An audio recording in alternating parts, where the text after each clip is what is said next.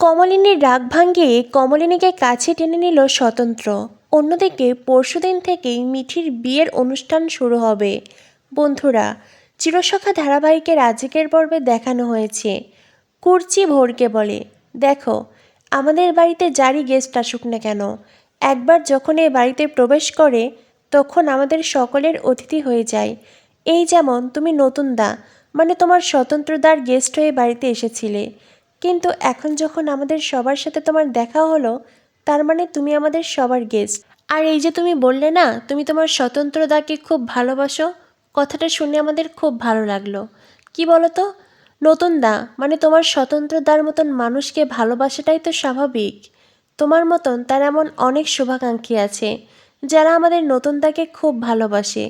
তবে তুমি কথাগুলো যেভাবে বললে আর কখনো এভাবে কথাগুলো বলো না। তখনই ভোর বলে, আমি ভুল কি বলেছি? বর্ষা ভোরকে বলে, এই যে তুমি বললে না নতুন কাকুর মতন কাউকে না পেলে কখনো বিয়েই করবে না, সেই কথাটাই বললো আর কি। তখনই ভোর বলে, দেখুন আমি যা বলেছি আমি খোলা মনে কথাগুলো বলেছি, আমি কোনো কিছু মিন করে কথাটা বলিনি।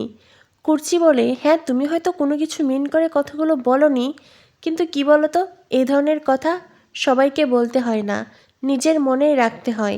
ভোর বলে, আপনারা প্লিজ আমার ওপর রেগে যাবেন না, আমি কথাগুলো সেভাবে বলিনি।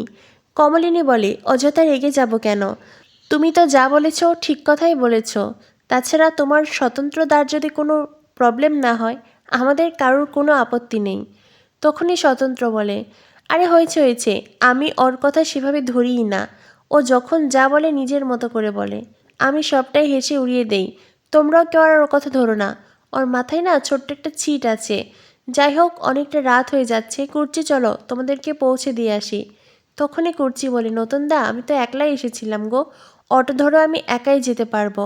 স্বতন্ত্র বলে, বলছো? কুর্চি বলে, হ্যাঁ বলছি, তুমি বরং ভোরকেই পৌঁছে দিয়ে এসো। স্বতন্ত্র তখন ভোরকে বলে, ভোর বলে, আজ তো খুব বেশি সময় নিয়ে আসতে পারিনি, এরপরে হাতে অনেকটা সময় নিয়ে আসব, সবার সাথেই জমিয়ে গল্প করব। বৌদি তোমার সাথে কথা বলে খুব ভালো লাগলো। কমলিনী বলে, তোমার সাথে কথা বলেও আমার ভীষণ ভালো লাগলো, তুমি ভীষণ খোলা মনের, সোজা সাপটা কথা বলো, তোমার মধ্যে কোনো আড়াল নেই, খুব ভালো লেগেছে তোমার সাথে কথা বলে। মিঠি বলে, আপনি আমার বিয়েতে অবশ্যই আসবেন, আবারও বললাম। মিটিল বলে, আপনি এলে আমাদের ভীষণ ভালো লাগবে, আর আপনার যদি কখনো কাউকে মনে ধরে, কখনো যদি বিয়ের সিদ্ধান্ত নেন তো অবশ্যই আমাদের জানাবেন, আমরাও আপনার বিয়েতে যাব, আপনার বিয়েটা এনজয় করব।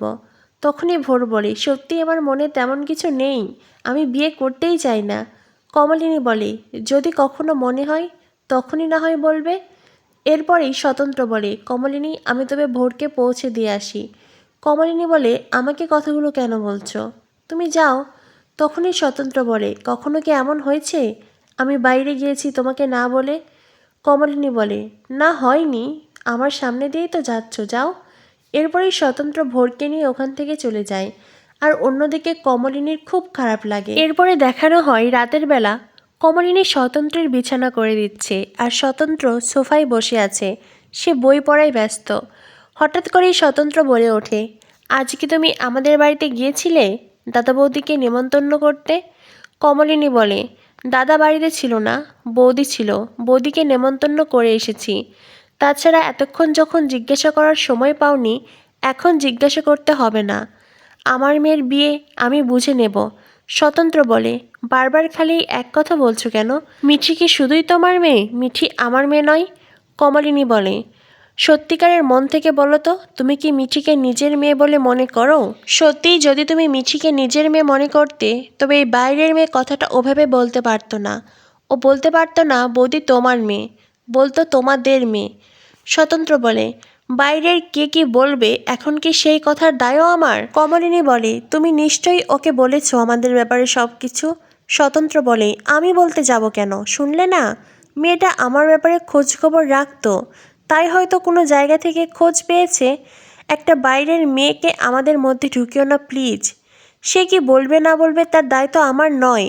তাছাড়া বাচ্চা একটা মেয়ে, আমাদের সন্তানের বয়সী, সেই মেয়ের কথাকে এতটা গুরুত্ব কেন দিচ্ছ কমলিনী? কমলিনী স্বতন্ত্রকে বলে, সন্তানের বয়সী হলেও সে তো আর তোমার সন্তান নয়, তুমি কি তাকে নিজের সন্তান ভাবো? স্বতন্ত্র বলে, না, আমি তাকে নিজের কলিগ ভাবি। কমলিনী বলে, তবে? আর মেয়েটার বয়স এতটাও অল্প নয়। স্বতন্ত্র বলে, হ্যাঁ ঠিক আছে, মেয়েটার বয়স এতটাও অল্প নয়, কিন্তু ও তো আমার জুনিয়র, আমার কলিগ। এরপরেই স্বতন্ত্র কমলিনীকে কাছে টেনে নেয়। স্বতন্ত্র কমলিনীকে বলে, খুব রাগ হয়েছে তাই না? স্বামী স্ত্রীর মধ্যে তো রাগ ভালোবাসা থাকবেই, তা বলে কি আমরা একে অপরের থেকে দূরে থাকবো? কমলিনী বলে, ঠিক পারবে, একবার থেকেই দেখো না। স্বতন্ত্র বলে, কেন দূরে থাকবো আমি? তোমার থেকে তো এখন আমার দূরে থাকার কথা নয়। ভুলে যেও না, এখন তুমি আমার বন্ধুর স্ত্রী নও, আমাদের বিয়ে হয়েছে, আমরা স্বামী স্ত্রী। কমলিনী বলে, মেয়েটা কি তোমাকে ভালোবাসে? স্বতন্ত্র বলে, ওর কথা বাদ দাও না, একটা বাচ্চা মেয়ের মুখে যা আসে তাই বলে। কমলিনী বলে, মেয়েটা মোটেই বাচ্চা নয়, যথেষ্ট বড় মেয়ে। স্বতন্ত্র বলে, তোমার মুখে এসব কথা মানায় না কমলিনী। কমলিনী বলে, তুমি কি ভেবেছিলে আমি শুধু পুজো পার্বণ নিয়ে ব্যস্ত থাকব? স্বতন্ত্র তখন বলে, তোমার কি হয়েছে বলো তো? এইরকমভাবে কথাবার্তা কেন বলছো? কমলিনী বলে, হয়তো এই বাড়িতে তোমার দম বন্ধ হয়ে যায়, তাই না? স্বতন্ত্র বলে, আমার এইরকম মনে হবে কেন? কমলিনী বলে, আমি অনেক ছোট বয়সে এই বাড়িতে বিয়ে করে এসেছি, তারপরে আমার 3টে ছেলে মেয়ে হয়েছে, তাদেরকে তুমি মানুষ করেছো, বাবার পরিচয় দিয়েছো, আমার শাশুড়ি মাকে মা বলেছো, আমার ননদকে তাকেও তুমি নিজের বোনের স্নেহ দিয়েছো। তাই হয়তো কোনো একটা জায়গায় গিয়ে এই সমস্ত মানুষদের পরিচয় দিতে দিতে তুমি হাঁপিয়ে উঠেছ। স্বতন্ত্র বলে, হঠাৎ এতদিন পরে এইরকম কেন মনে হবে আমার? এই সমস্ত মানুষদের জন্যই তো আমি বেঁচে আছি। এই মানুষদের তো আমি আমার আত্মার আত্মীয় ভেবে ভালোবেসেছি। আমার মা মারা যাবার পর আমি আমার পৈতৃক বাড়িতে গিয়ে থাকিনি, তোমাদের ভালোবেসেছি বলে। এমনকি যেই দাদাকে আমি সবচেয়ে বেশি ভালোবাসি তার সঙ্গে বাইরে দেখা করি, কারণ সেই দাদার স্ত্রী আমার স্ত্রীকে সহ্য করতে পারে না। একটা কথা বলি, ফটোর ক্লাসে জয়েন করো, ঘরে থেকে তোমার মাথায় না এসব উল্টাপাল্টা ভাবনা আসছে। কমলিনী বলে, বিছানা করে দিয়েছি, ঘুমিয়ে পড়ো। তখন স্বতন্ত্র বলে, ঘুমিয়ে তো পড়বো, কিন্তু জানতে হবে না আমার স্ত্রী আজকাল এত রেগে আছে কেন? কমলিনী বলে, কালকের ইনস্টিটিউটে যাবে। স্বতন্ত্র বলে, যাব না। কেন বলো তো? বিয়ে তো কাল থেকে নয়, পরশু থেকে। তবে? কমলিনী বলে, সে তো যাবেই, ইনস্টিটিউটের প্রতি তোমার এক আলাদা টান আছে। স্বতন্ত্র বলি, কেন, আগে কি এই টান ছিল না? তুমি কি কোনোদিন দেখেছো আমি ইনস্টিটিউটে না গিয়ে বাড়িতে বসে আছি বিনা কারণে? এতদিন পরে তোমার কেন মনে হচ্ছে আমি ইনস্টিটিউটে গেলে আমার সবচাইতে বেশি ভালো লাগে, বাড়িতে ভালো লাগে না? এতদিনে তুমি আমাকে এই চিনলে? এই বাড়িটা আমার কাছে স্বর্গ, এই বাড়ির মানুষগুলোকে আমি সবচেয়ে বেশি ভালোবাসি। আচ্ছা, কি হয়েছে বলো তো তোমার?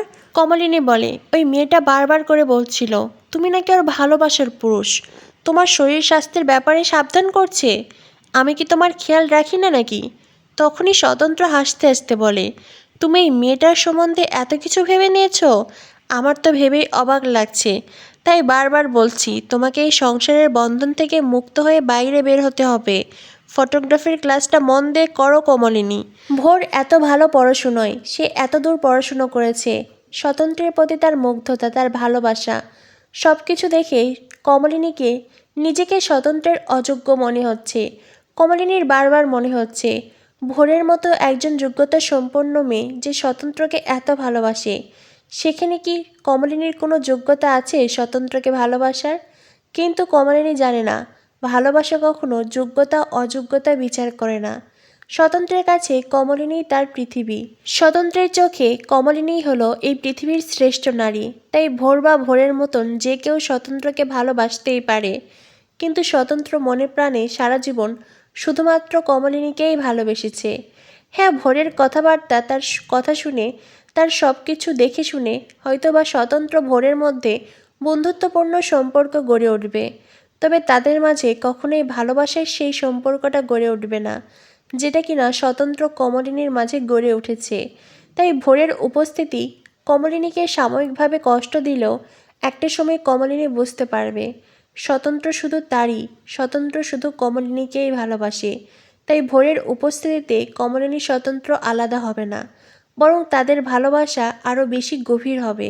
তো বন্ধুরা, ভোরের উপস্থিতি, কমলিনীর মান অভিমান, আর সেই সাথে স্বতন্ত্রের কমলিনীকে কাছে টেনে নেওয়া, এই সব কিছু দেখে তোমাদের কেমন লাগলো অবশ্যই কমেন্ট করে জানিয়ে দিও। আর চিরসখা ধারাবাহিকের পরবর্তী আপডেট পেতে আমাদের সাথেই থেকো। ধন্যবাদ সবাইকে।